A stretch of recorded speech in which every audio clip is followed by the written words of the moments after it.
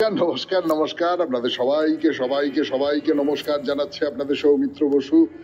সবাইকে অজস্র শুভকামনা জানাচ্ছে, সবাইকে স্বাগত জানাচ্ছে আজকের এই শরণাগত অনুষ্ঠানে এবং সবাইকে শুভ সকাল জানাচ্ছে। শুভ হোক, শুভ হোক, সকলের শুভ হোক, সকলের মঙ্গল হোক, সকলের ভালো হোক, সকলের কল্যাণ হোক, কল্যাণ হোক, কল্যাণ হোক, কল্যাণ হোক, কল্যাণ হোক। আজকে নানান কারণে একটা বিশেষ দিন, তার মধ্যে একটা হলো গুরু হরগোবিন্দ সিং এর আবির্ভাব তিথি। পাঞ্জাবের এই যে গুরু অর্জুন সিং এর পুত্র, তিনি একই সঙ্গে ধর্মের মানুষ ছিলেন এবং একই সঙ্গে খুব বড় মাপের যোদ্ধা ছিলেন।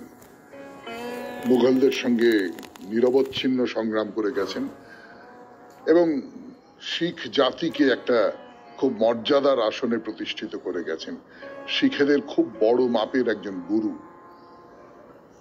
তার বাইরে সর্বশাস্ত্র পারঙ্গম অখণ্ড মহাযোগী মহামহোপাধ্যায় গোপীনাথ কবিরাজ মহাশয়ের তিরোভাব দিবস আজকে। 1976 খ্রিস্টাব্দে তিনি পরলোক গমন করেন। শ্রী মাধবদেব মহাপুরুষের আবির্ভাব তিথি এবং পূজা। আসামের মাধবদেব খুবই বড় মাপের একজন মহাপুরুষ। এর বাইরে এবারে বেনি মাধবশীলের পঞ্জিকা অনুযায়ী আজকের দিনটার কথা বলি। আজকে 28শে জ্যৈষ্ঠ 1432, ইংরেজির 12ই জুন 2025, বৃহস্পতিবার, প্রতিপদ।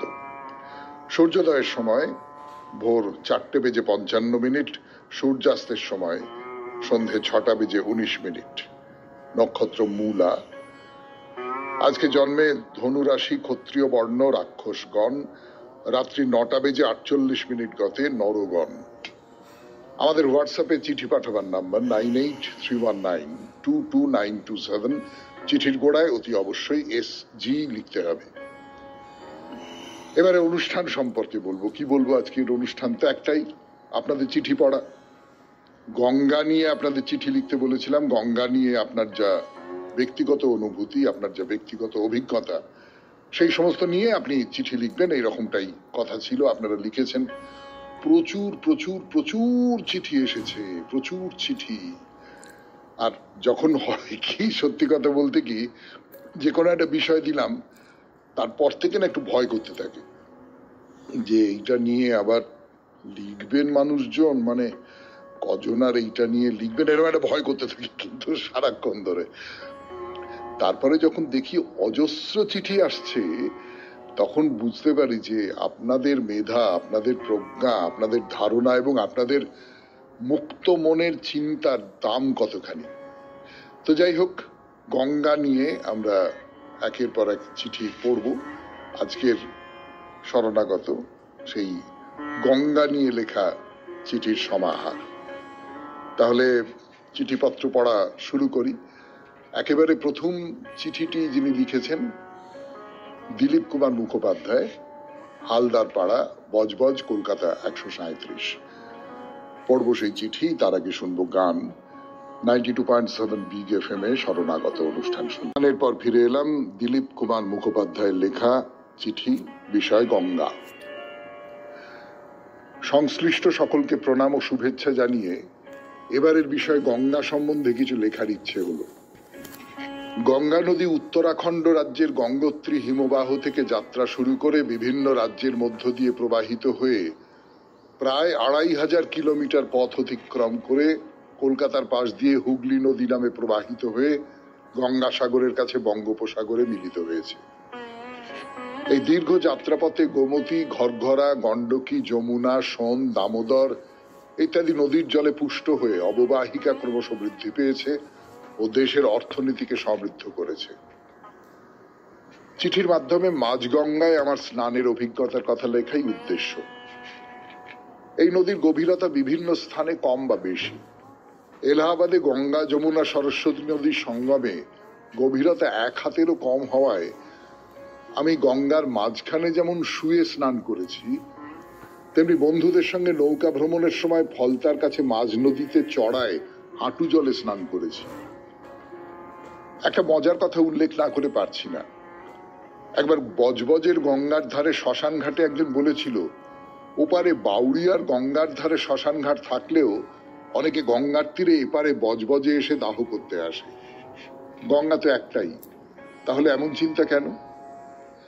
এর উত্তর কাছেই থাকা ভূগোলের অধ্যাপকের কাছে জানতে চাওয়ায় সে হেসে উত্তর দিয়েছিল, যেহেতু যমুনা পশ্চিম দিক থেকে এসে গঙ্গার সঙ্গে মিলিত হয়েছে আর পূর্ব দিকে গঙ্গা, সেই হিসেবে কিছু মানুষ গঙ্গার পূর্ব উপকূলকেই গঙ্গার প্রকৃত প্রবাহ বলে গ্রহণ করে। দূষণমুক্ত গঙ্গার কামনা করে সকলকে শুভেচ্ছা ও প্রণাম জানিয়ে লেখা শেষ করছি। বিনীত দিলীপ কুমার মুখোপাধ্যায়, হালদার পাড়া, বজবজ, কলকাতা 137। ধন্যবাদ দিলীপ বাবু। বারাণসী সম্পর্কে শুনেছিলাম যে গঙ্গার পশ্চিম কূল বারাণসী সমতুল, অর্থাৎ গঙ্গার পশ্চিম কূলে যা আছে, যে নগরী আছে বা যে স্নানের ঘাট আছে, সেখানে স্নান করলে নাকি বারাণসীতে স্নান করবার পুণ্য হয়।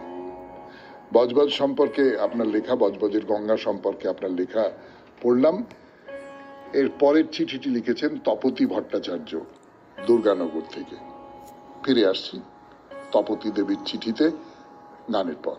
তপতী ভট্টাচার্যের চিঠি, বিষয় গঙ্গা। শ্রদ্ধেয় সৌমিত্রবাবু, গত শনিবার শুনেছি আপনাকে মহাপুরুষ কনফুসিয়াসের কথা আর মা গঙ্গাকে নিয়ে চিঠি। আমার অবস্থা কোন নড়ে ভোলা, জল চলে যাওয়ার তাড়া, দুধের তাড়া, ময়লা গাড়ির খেয়াল, সব মিলিয়ে সকল কাজে পাইগো সময়, ঠাকুর তোমার কথা শোনার সময় হয় না। বাপের বাড়ি যাবই যাব, যতটুকু সময় যাই গঙ্গার উপর দিয়ে যাই তো, আর প্রণাম করে বলি, মা তুমি সুস্থ থাকো, তবেই আমরা সুস্থ থাকবো। ওই বিশাল জলরাশি দেখে আনন্দ, আতঙ্ক, অভিভূত যাই বলুন, এসব ছোটবেলায় হয়। মাদের সাথে গঙ্গা স্নান প্রথম যখন যাই, নেমে স্নান করার সাহস তো দূরের কথা, সেই বয়সে ওই বিশাল জলরাশি দেখে অভিভূতর থেকে আতঙ্কে ভয়ঙ্কর মনে হচ্ছিল। প্রকৃতির সৌন্দর্য যেমনই উপভোগ্য, ভয়ঙ্কর রূপ তার থেকে বেশি চোখ বন্ধ করে থাকার আমার কাছে। বেশ কয়েকবার গেছি, কিন্তু অস্বাভাবিক সৌন্দর্য কোথায় যেন নিয়ে যায় আমায়। দুর্গাপুর স্টিল প্ল্যান্টে চাকরির সুবাদে দামোদর ব্যারেজে গিয়ে যখন দেখছি কে মাছ ধরছে, হুপুস হুপুস করে কে স্নান করছে, আমার একটাই কথা তখন সবাইকে বলতে ইচ্ছে করে যে আমার কেমন লাগছে। ওরা দেখছে জুত করে, আমার পিড়াপিড়িতে সবাই ফিরে এলো অগত্যা। তবে আমার মা গঙ্গার জন্য একটাই কথা, যে মা আমাদের পাপের ভরা থেকে উদ্ধার করতে এলেন, তিনিই আমাদের অপকর্মের ফলে নিজেই হাঁপিয়ে উঠেছেন। অত জল কোথায়? স্বাভাবিক স্বচ্ছতার অভাবে নদীর বাসিন্দা মাছ, নানান জীব, এমনকি শ্যাওলা গাছগাছালি থাকতে ভয় পাচ্ছে। আমরা কত বড় কুসন্তান। মহাপুরুষ কনফুসিয়াসের সাথে আমি একটু জুড়ে বলি, বড়দের কর্মফলে যেমন ছোটদের নাজেহাল হতে হয়, তেমনি সন্তান অপকর্ম করলে মা বাবারও বলার কিছু থাকে না। কোন মুখ নিয়ে বলবে? প্রথমটায় আমি পরিচিত হাড়ে হাড়ে। বাস্তব দেখে দেখে সাহিত্য, বিজ্ঞান, শিল্প, সংস্কৃতি এসব মাথায় আসে না, ঢোকে না। আগের ভাবনা এইসবই কপচাই মনে মনে। যেখানে মা গঙ্গার মতো প্রকৃতির কত কিছু হাঁপিয়ে উঠছে, তার মধ্যেও যারা নানান সৃজনমূলক কাজে ব্যস্ত, ভগবানের আশীর্বাদ তাদের আর সুকর্মের ফলপ্রসূ।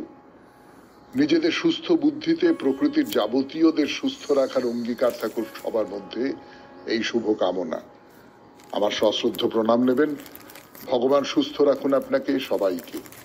শুভেচ্ছান্তে তপতী ভট্টাচার্য, দুর্গানগর। অনেক ধন্যবাদ তপতী দেবী। গঙ্গা নিয়ে আপনার এই লেখা, বিশেষ করে কম বয়সে গঙ্গাকে দেখে ভয় পাওয়ার এই যে অনুভূতির কথা আপনি বলেছেন। এর পরের চিঠিটি লিখেছেন চুমকি দাস। পড়ব সেই চিঠি 92.7 বিগ FM এ বৃহস্পতিবারের শরণাগত অনুষ্ঠানে। এবারে চুমকি দাসের চিঠি, 92.7 বিগ FM এ শরণাগত অনুষ্ঠান শুনছেন, বৃহস্পতিবারের শরণাগত। আবার লিখতে বসলাম। আগের চিঠি পড়া হয়নি বলে একটু অভিমান তো হয়েছিল। জানি না এই চিঠিও পড়া হবে কিনা, তবু আশা তো থেকেই যায়। সে যাক, আসি বিষয়বস্তুতে। গঙ্গা গঙ্গা, সেই কোন ছোটবেলায় মা বাবার হাত ধরে প্রথম গঙ্গা চান করা দুর্গাপুজোর অষ্টমীতে। তখন আমার কাছে গঙ্গা চানের অর্থ পুকুরে চান করতুম, ও বাবা কত বড় নদী গো, এই পার্থক্য। ভয়ে ভয়ে জলে নামা, সে আমার প্রথম গঙ্গা দর্শন। আহা কি আনন্দ। এখন অবশ্য পুণ্য স্নান, শাহী স্নান এরকম কত রকমের আছে, ওই লোভে লোভে বছরে একবার যাওয়া। তারপর সত্যি বলতে কি গঙ্গার দূষণ যেভাবে বেড়ে গেছে আর ইচ্ছে করে না। আসলে স্নান মানে তো শুদ্ধতা, দেহে মনের শুদ্ধতা, কিন্তু মনের শুদ্ধতা কি এভাবে হয়? ভালো মনে অপরের কল্যাণ চিন্তা করাই যে পূর্ণ অবগাহন। আর আমাদের শরণাগত পরিবারের গঙ্গা স্নান প্রতিদিন ভোরেই হয়। কেমন করে? মহামানবের পুণ্য গাথা স্মরণ মননের মাধ্যমে যে গঙ্গা প্রতিটি মানুষের অন্তরে প্রবাহিত হয়, তাহা যে বড়ই শুদ্ধ আর নির্মল। আর আমাদের সবার প্রিয় সৌমিত্রদা পৌরোহিত্যে তাই শাহী স্নান। আসলে অন্তরের শুদ্ধতাই সর্বশ্রেষ্ঠ। বেশি কথা বলে ফেললাম, মার্জনা করবেন। সবাইকে নমস্কার এবং শুভকামনা জানিয়ে বিদায় নিলাম। চুমকি দাস, হাজরাপাড়া, বালি, হাওড়া। না, মোটেই বেশি কথা বলেননি, কিন্তু আমাকে একটু সংকোচে ফেলেছেন। গঙ্গা নিয়ে লিখতে বসে আমাকে দুটো কথা বলেছেন আমার সম্পর্কে, এইটা একটু সংকোচের বিষয় তো বটেই, কিন্তু চিঠিটি ভারী চমৎকার হয়েছে। আপনাকে অনেক ধন্যবাদ। তাহলে এর পরের চিঠিতে চলে যাই। এর পরের চিঠিটি লিখেছেন নন্দিতা সিনহা, শ্রীরামপুর, হুগলি থেকে। সব গঙ্গার ধার থেকে চিঠি লিখছেন। ফিরে আসছি গানের পর 92.7 বিগ এফএম এ শরণাগত অনুষ্ঠানে। ফিরে এলাম গানের পর। শুনছেন গঙ্গা নিয়ে আপনাদের লেখা চিঠি 92.7 বিগ এফএম এ বৃহস্পতিবারের শরণাগত অনুষ্ঠানে। পড়ে শোনাই নন্দিতা সিনহার চিঠি। গঙ্গাকে আমি প্রথম দেখেছি বহরমপুরে। খাগড়াঘাট স্টেশনে নেমে মা বাবার সাথে রিক্সা করে যখন ব্রিজে উঠতাম, তখন অনেক নিচে বহমান গঙ্গাকে দেখতাম। সেই আমার প্রথম গঙ্গা দর্শন। দিদি বলতো নম কর গুনু। মা বলতো মায়ের ছোটবেলায় মা নাকি তার দিদি বন্ধুদের সাথে এই গঙ্গা সাঁতরে এপার ওপার করতো। সবার ছোট বলে রিক্সায় বাবার কোলে আমি বসতাম। পাশ দিয়ে মাল বোঝাই বড় বড় লরি বেরিয়ে যেত, খুব ভয় করত। বাবা আমাকে জোর করে দুহাত দিয়ে জাপটে রাখতেন। আমি মনে মনে গঙ্গা মাকে নমো করে বলতাম, আমাদের পৌঁছে দাও মা। গঙ্গাকে তারপর কাছের থেকে দেখেছি তর্পণের দিনগুলোতে। তখন আমরা তালা গ্রামে থাকতাম। বাবা প্রতি তর্পণের ভোরবেলাতে আমাকে আর দাদাকে নিয়ে চলে যেত কালনা। আমরা গঙ্গার ধারে বাবা, জেঠু, কাকুদের জামা কাপড় আগলে বসে থাকতাম। বাবা বুক ছোঁয়া জলে দাঁড়িয়ে তর্পণের মন্ত্র উচ্চারণ করে পূর্বপুরুষকে জল দিতেন। একবার জোয়ার আসতো, জল বাবার বুক ছাপিয়ে থুতনি ছুঁয়ে যেত মাঝে মাঝে। আমি চেঁচিয়ে উঠতাম, বাবা উঠে এসো। দাদা তার ছোট ছোট হাত দুটো আমার হাতের উপর রেখে বলতো, ভয় পাস না, গঙ্গা তো মা। বাবার মৃত্যুর পর উত্তরপাড়ায় গঙ্গার ঘাটে দাহকর্ম শেষ করে যখন গঙ্গায় নেমে দাদা ভাসিয়ে দিচ্ছিল চিতাভস্ম, তখন ভাটার টান চলছে গঙ্গায়। অনেক কটা সিঁড়ি নেমে দাদা ভাসিয়ে দিল কলস। আমার মনে হচ্ছিল ভাটার গভীর টানে বাবার শেষ ইহলৌকিক চিহ্নটুকু ভেসে যাচ্ছে সমুদ্রের দিকে, এক অসীমে, এক অনন্তের দিকে। কি শান্ত স্নিগ্ধ স্রোত, যেন মকরমুখিনী মা গঙ্গা আপন আঁচলে গ্রহণ করলেন সেই অশ্রু ভেজা কলস, জীবাত্মাকে মিলিয়ে দিলেন পরমাত্মার সাথে। এই গঙ্গারই আবার কি ভয়ঙ্কর বিধ্বংসী রূপ দেখেছি কেশিয়াডাঙ্গায়। গঙ্গা সরে গেছে অনেকটা, যাবার সময় ভাঙতে ভাঙতে গিলতে গিলতে গেছে দুই পাড়ের বাড়ি ঘর, গাছপালা, সর্বশান্ত করে দিয়েছে গ্রামের পর গ্রামকে। কি তার স্রোত, কি তার ঘূর্ণিপাক, কি ভয়ঙ্কর তার গর্জন। আমি মীন রাশির জাতক, জলে আমার ভীষণ টান। যখন ব্যারাকপুরে লঞ্চে করে এপার ওপার করি তখন আকুল দৃষ্টি মেলে দেখি গঙ্গাকে, শারীরিকভাবে না হলেও মনে মনে স্পর্শ করি। গঙ্গার জল আমাদের চেতনায়, আমাদের সংস্কারের সাথে মিশে গেছে। গঙ্গোত্রী হিমবাহ থেকে উৎপন্ন হয়ে বয়ে আসা গঙ্গাই হোক বা মহাদেবের জটা থেকে নিষ্কাশিত হওয়া গঙ্গাই হোক, একদা এই গঙ্গার দুই কূলেই গড়ে উঠেছিল সভ্যতা। সেই সুসভ্য মানুষেরাই আজ কলুষিত করে ফেলেছে এই গঙ্গাকে। শহরের পর শহর তার যাবতীয় বর্জ্য পদার্থ ফেলে দিচ্ছে গঙ্গায়। জল দূষিত হচ্ছে, স্বচ্ছতা নষ্ট হয়ে যাচ্ছে, নব্যতা কমে যাচ্ছে গঙ্গার। আমার ঠাকুমা বলতেন, গঙ্গা দিয়ে মরা ভেসে যায়, তবুও গঙ্গা অপবিত্র হয় না। তিনি তো পতিত পাবনী গঙ্গে, পুণ্যদায়িনী গঙ্গে।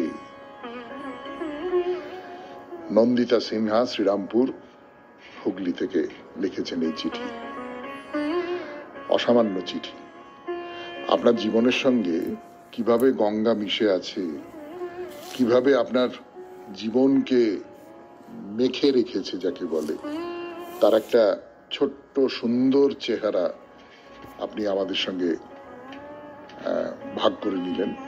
আপনাকে অনেক অনেক ধন্যবাদ। এর পরের চিঠিটি লিখেছেন ডক্টর আকাশ কুমার দাস। তিনিও চিঠি লিখেছেন শ্রীরামপুর, হুগলি থেকে। ফিরে আসছি সেই চিঠিতে। তার আগে গান 92.7 বিগ এফএম এ শরণাগত অনুষ্ঠানে।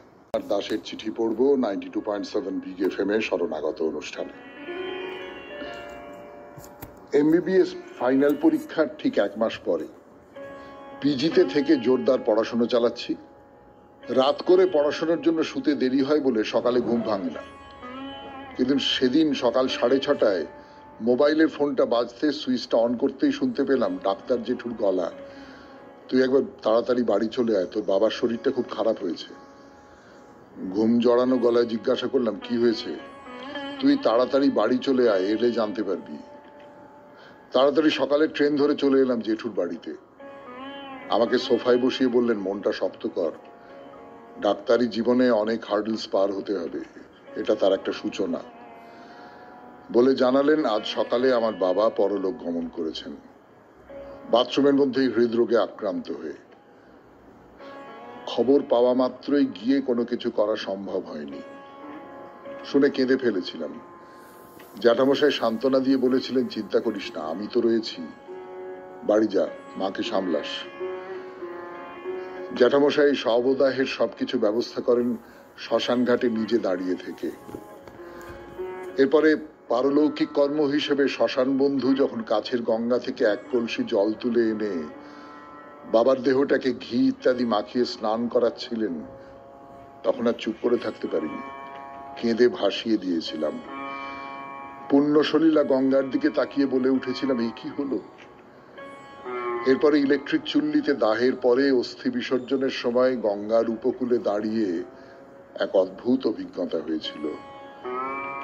শ্মশান বন্ধু একটা ভস্ম মাখা উত্তপ্ত ছোট্ট জিনিস কলার পাতায় হাতে ধরিয়ে বললেন, এটা গঙ্গার জলে বিসর্জন দিতে হবে, যাতে করে পিতৃদেব ইহলোকের কোনো লৌকিক বন্ধনে আটকে না পড়ে মুক্ত হয়ে স্বর্গলোকে পাড়ি দিতে পারেন। হিন্দু শাস্ত্রের তথ্য তখন মাথায় কিছু ঢোকেনি, শুধু ওই অস্থি নামক বস্তুটি গঙ্গার জলে বিসর্জন দেওয়ার সময় দেখলাম দূরে একটা ভটভটি লঞ্চে করে পার হয়ে যাচ্ছেন বহু মানুষ। সূর্যোদয়ের আলোতে মাখামাখি হচ্ছে গঙ্গা জলরাশি। 2-4টে কচুরিপানা সহ কিছু আবর্জনা ভেসে চলেছে গঙ্গা স্রোতের অভিমুখে। দূরে ঘাটে স্নান বিহারে কিছু মানুষজন, তাদের মধ্যে কেউ কেউ গঙ্গা জলে অর্ধেকটা শরীর ডুবিয়ে সূর্য প্রণামে ব্যস্ত। এরই ফাঁকে একটা ডিঙি নৌকোয় চেপে একজন দাঁড় বাইছেন, অন্যজনে ডিঙির বৈঠায় চেপে গুনগুন স্বরে গান গাইছেন, ও মা পতিত পাবনী গঙ্গে, শান্তিদায়িনী গঙ্গে, ও মা পুণ্যবাহিনী গঙ্গে, ও মা পতিত পাবনী গঙ্গে। মাথা নত করে ঝুঁকে বাবার অস্থি বিসর্জন দিয়ে গঙ্গা জলে অবগাহন করে মা গঙ্গাকে প্রণাম করে ফিরে এলাম। নমস্কারান্তে বিনয়াবনত ডক্টর আকাশ কুমার দাস, শ্রীরামপুর, হুগলি। হ্যাঁ, এইটা আপনার জ্যাঠামশাই খুব দামি কথা বলেছিলেন, জীবনে অনেকগুলো হার্ডল পার হতে হবে, এইটা তার সূচনা। আর সেই সূচনা পর্বের সঙ্গে গঙ্গা যুক্ত হয়ে রইলেন। খুব সুন্দর চিঠি, খুব ভালো, খুব ভালো। পরের চিঠিটি লিখেছেন ক্ষমা বন্দ্যোপাধ্যায় ভবানীপুর থেকে। পড়ব সেই চিঠি, তার আগে শুনবো গান 92.7 বিগ এফএম এ শরণাগত অনুষ্ঠানে। চিঠি লিখেছেন গঙ্গা নিয়ে 92.7 বিগ এফএম এ শরণাগত অনুষ্ঠানে। পড়ছি সেই চিঠি। আমার বিশেষ চিঠি লেখা হয় না, কখনো কাজের চাপে, কখনো আলস্যের কারণে। তবে মাঝে মাঝে এক একটা বিষয় মনকে বড় নাড়িয়ে দেয়। আমার কাছে তেমনি একটি বিষয় গঙ্গা। গঙ্গা আমার বড় প্রিয়। গঙ্গার ধারে গেলেই মনে হয় ঘন্টার পর ঘন্টা চুপ করে বসে থাকি। আমি ভবানীপুরের মেয়ে, তাই পাশেই আদি গঙ্গা। আদি গঙ্গা নিয়ে কত হাসি ঠাট্টা হয়, কিন্তু জানেন তো, আমাদের ছোটবেলায় আদি গঙ্গা বেশ ভালো ছিল। আমি তো ঠাকুমার সঙ্গে প্রায়ই স্নান করতে যেতুম, বিশেষ করে দুর্গা ষষ্ঠী, দুর্গা অষ্টমীতে। তবে আমি তো পেটুক মানুষ, তাই আমার প্রধান আকর্ষণ ছিল গঙ্গা স্নান করে ফেরবার পথে ঠাকুমার কেনা কচুরি, জিলিপি। স্নানের পর খিদে পেত খুব, তাই ওইগুলো তখন অমৃত মনে হতো। তবে আমার সবচেয়ে প্রিয় ছিল মামার বাড়ির গঙ্গা। শ্যামনগর থেকে একটু ভেতরে গারুলিয়াতে আমার মামার বাড়ি, পাশেই বিশাল গঙ্গা। দাদুর সঙ্গে, মাসিদের সঙ্গে সকাল হতে না হতেই ছুটতাম গঙ্গা স্নানে। কতক্ষণ যে জলে থাকতাম হিসেবই থাকতো না। বড়রা বকাবকি করে জল থেকে তুলতো। মধুর স্মৃতি। তাছাড়া ভটভটি নৌকো চেপে ওপারে ভদ্রেশ্বর, চন্দননগর যাওয়া হতো। সিনেমা দেখা, বেড়ানো এবং জল ভরা সন্দেশ, যেটা ছাড়া বেড়ানো অসম্পূর্ণ। বয়স বাড়ছে, এক পা এপারে এক পা ওপারে বাড়িয়ে বসে আছি। কর্মসূত্রে ভবানীপুরের মানুষ পাথর প্রতিমায়। এখানেও বিশাল নদী, সেই ভটভটি নৌকো চেপে এপার ওপার করা। কিন্তু জলে নামার উপায় নেই, জলে কুমির। তাছাড়া ছেলেবেলার সেই স্মৃতি আর উপভোগ করতে পারি না। মনে এখন ভয়, যদি পা ফসকে যায়, যদি পড়ে যাই। মামার বাড়ি আছে, গঙ্গাও আছে, কিন্তু মনটা মরে যাচ্ছে। আপনি ভালো থাকবেন। শরণাগত পরিবারের সকলকে জানাই আন্তরিক শুভেচ্ছা ও ভালোবাসা। নমস্কার আন্তে, ক্ষমা ব্যানার্জি, ভবানীপুর।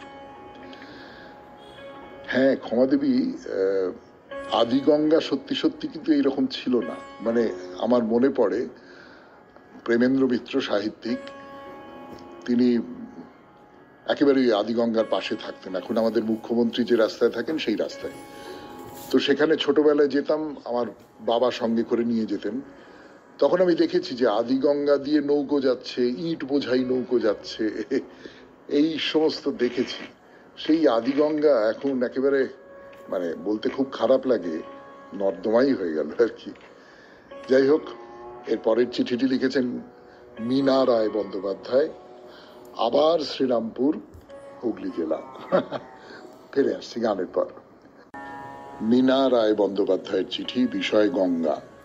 বৃহস্পতিবারের শরণাগত 92.7 বিগ এফএম এ। পুণ্যতোয়া গঙ্গা ভারতের শ্রেষ্ঠ নদী। হিমালয়ের গঙ্গোত্রী হিমবাহ থেকে উৎপন্ন হয়ে তুষার গলা শীতল জলে ধরণীকে জলদান করছে। জল তো জীবন। উদ্ভিদ ও প্রাণীর প্রাণ সঞ্চারে জলের ভূমিকা অপরিসীম। গঙ্গা ধারা পান করে জীবকুল পায় সঞ্জীবিত হয়। গঙ্গা আমাদের মা। আমরা গঙ্গা মাকে পূজা করি। গাছ, জল, সূর্য প্রভৃতি প্রাকৃতিক সম্পদকে আমরা বাঁচার তাগিদে ভালোবাসি। ভালোবাসাই তো পূজা। ভগীরথ গঙ্গা এনেছেন স্বর্গ থেকে মর্তে। পৌরাণিক এই কাহিনী আমরা জেনে জ্যৈষ্ঠ মাসে দশহরা তিথিতে গঙ্গা পুজো করি। গঙ্গার বাহন মকর মাছ। বৈশাখের অক্ষয় তৃতীয়া তিথিতে গঙ্গার আগমন। জ্যৈষ্ঠের দশহরা তিথিতে গঙ্গার সাগরে মিলন। ভারতের দক্ষিণে বঙ্গোপসাগরে কপিল মুনির আশ্রম, সাগরদ্বীপ আমাদের দর্শনীয় তীর্থস্থান।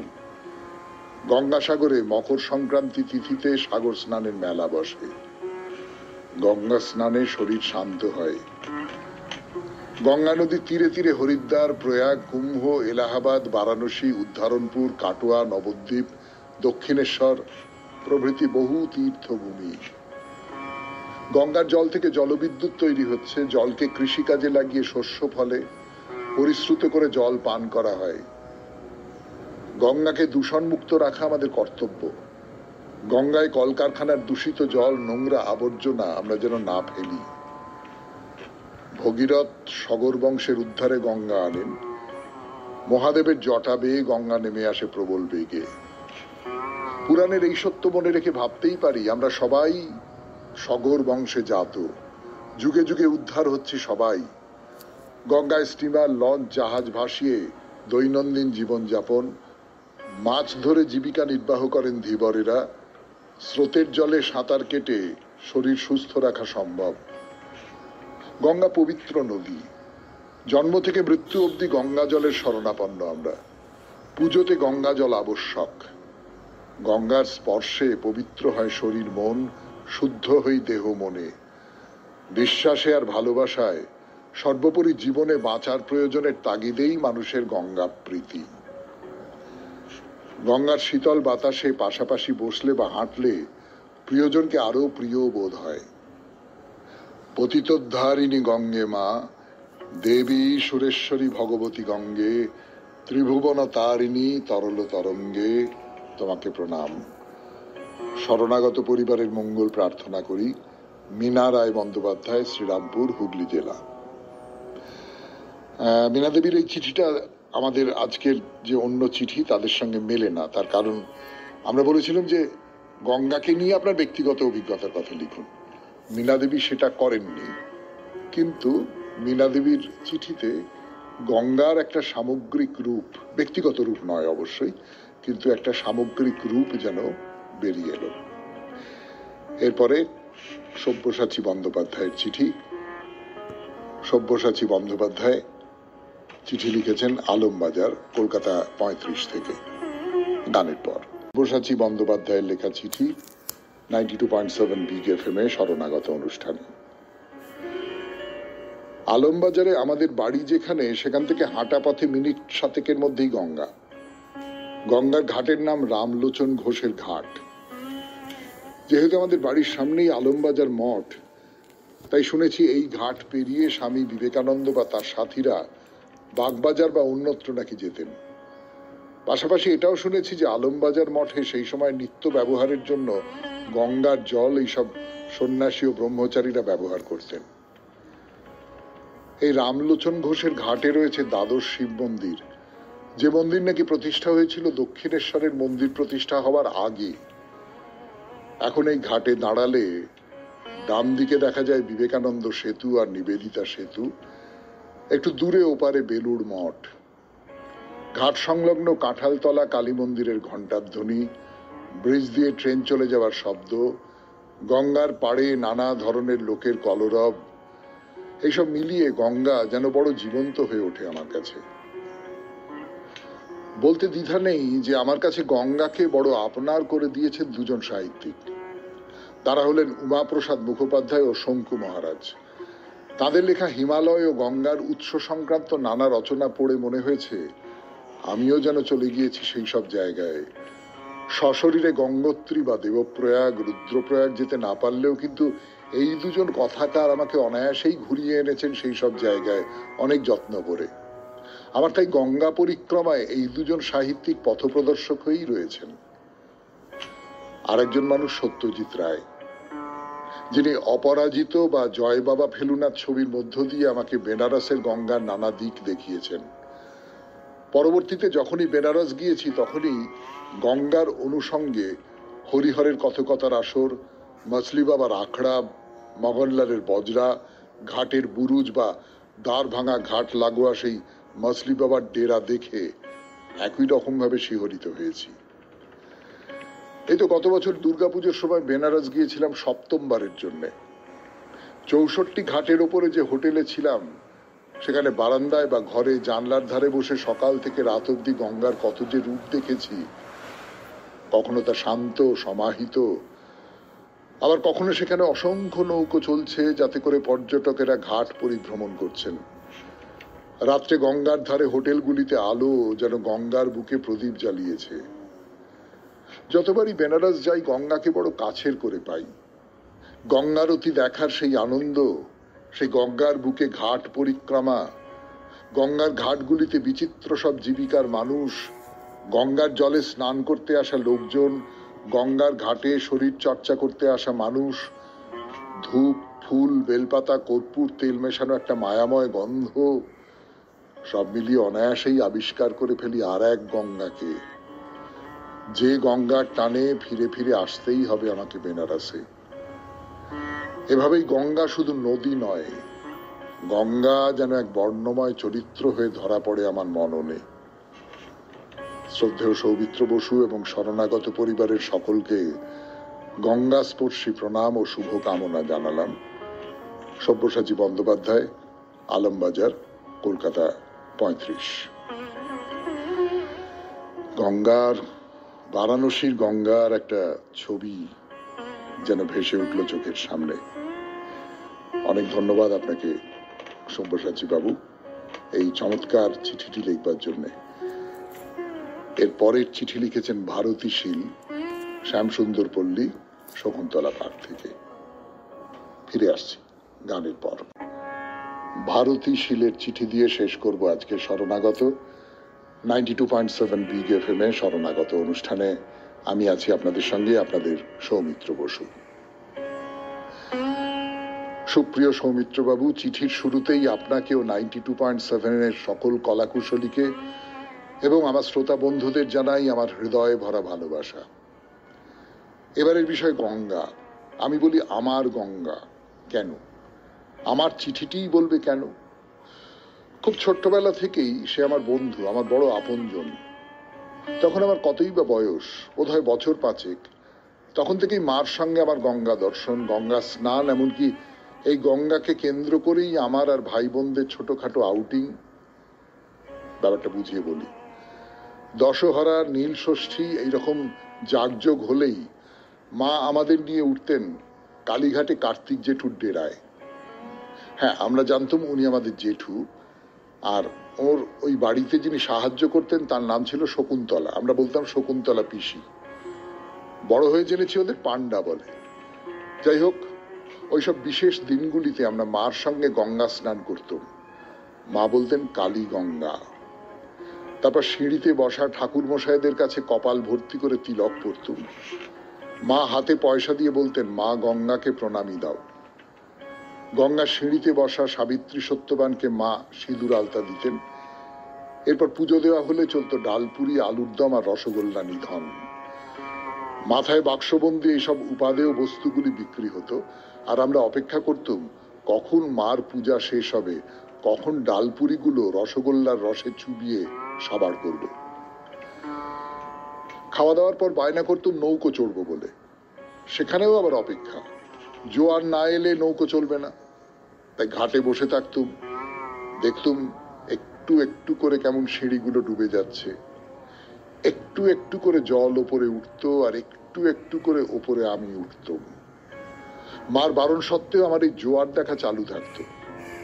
এরপর নৌকোয় করে ওপারে যাওয়া, আবার ফিরে আসা। আহা, মনে হতো আরেকটু থাকি আমার গঙ্গার বুকে। এই করতে করতে সন্ধে নেমে আসতো। আমরা ট্রামে চড়ে বাড়ির পথে রওনা দিতাম। আসার সময় যাত্রীদের দেওয়া ফল মিষ্টির থলি হাতে ধরিয়ে দিতে ভুল হতো না পিসির। মনে মনে বলতুম, গঙ্গাকে, খুব শিগগির আসবো রে তোর কাছে। আজ সেই গঙ্গায় নোংরা, কালো, দুর্গন্ধে ভরা জল, নাকে কাপড় দিতে হয়। আমার গঙ্গা নাকি টালির নালা? তাহলে আমার গঙ্গা গেল কোথায়? মেলাতে পারি না। বিশ্বাস করুন, খুব কষ্ট হয় আমার ছোটবেলার সেই গঙ্গার জন্য। তাই এখন পুজো দিয়েই বেরিয়ে আসি, ওদিকে যেতে পারি না। ওকে এইভাবে দেখলে ভারী কষ্ট হবে আমার। আমার গঙ্গা, আমার মনেই বেঁচে থাক তুই আমরণ। ভারতী শীল, শ্যামসুন্দর পল্লী, শকুন্তলা পার্ক। শেষ হলো আমাদের গঙ্গা পূজা। ভালোবাসা মানেই তো পূজা। কোনো একটা চিঠিতে এই কথা বলা আছে, তা খুব সত্যি কথা। ভালোবেসে যারা গঙ্গাকে নিয়ে লিখেছেন, আমার কাছে জমা আছে এরকম আরো চিঠি, তারা তো গঙ্গা পূজাই করলেন। শুধু একটাই কথা, এই পূজনীয় যে নদী, তাকে যেভাবে দূষিত করে ফেলছি আমরা, তাই নিয়েও অনেক ক্ষোভ, অনেক কষ্ট, অনেক আপত্তির কথা বলেছেন আপনারা। পূজা এবং তাকে নষ্ট করা, এই মনোভাব দিয়েই শেষ হলো আজকের শরণাগত। আমাদের হোয়াটসঅ্যাপে চিঠি পাঠাবার নাম্বার 9831922927। চিঠির গোড়ায় অতি অবশ্যই SG লিখতে হবে। আর কি, সবাই খুব ভালো থাকবেন, আনন্দে থাকবেন। নমস্কার নমস্কার নমস্কার। আপনাদের সবাইকে সবাইকে সবাইকে নমস্কার জানাচ্ছে আপনাদের সৌমিত্র বসু। সবাইকে অজস্র শুভকামনা জানাচ্ছে, সবাইকে স্বাগত জানাচ্ছে আজকের এই শরণাগত অনুষ্ঠানে, এবং সবাইকে শুভ সকাল জানাচ্ছে। শুভ হোক, শুভ হোক, সকলের শুভ হোক, সকলের মঙ্গল হোক, সকলের ভালো হোক, সকলের কল্যাণ হোক, কল্যাণ হোক, কল্যাণ হোক, কল্যাণ হোক, কল্যাণ হোক। আজকে নানান কারণে একটা বিশেষ দিন, তার মধ্যে একটা হলো গুরু হরগোবিন্দ সিং এর আবির্ভাব তিথি। পাঞ্জাবের এই যে গুরু অর্জুন সিং এর পুত্র, তিনি একই সঙ্গে ধর্মের মানুষ ছিলেন এবং একই সঙ্গে খুব বড় মাপের যোদ্ধা ছিলেন। মুঘলদের সঙ্গে নিরবচ্ছিন্ন সংগ্রাম করে গেছেন এবং শিখ জাতিকে একটা খুব মর্যাদার আসনে প্রতিষ্ঠিত করে গেছেন। শিখেদের খুব বড় মাপের একজন গুরু। তার বাইরে সর্বশাস্ত্র পারঙ্গম অখণ্ড মহাযোগী মহামহোপাধ্যায় গোপীনাথ কবিরাজ মহাশয়ের তিরোভাব দিবস আজকে। 1976 খ্রিস্টাব্দে তিনি পরলোক গমন করেন। শ্রী মাধবদেব মহাপুরুষের আবির্ভাব তিথি এবং পূজা। আসামের মাধবদেব খুবই বড় মাপের একজন মহাপুরুষ। এর বাইরে এবারে বেনি মাধবশীলের পঞ্জিকা অনুযায়ী আজকের দিনটার কথা বলি। আজকে 28শে জ্যৈষ্ঠ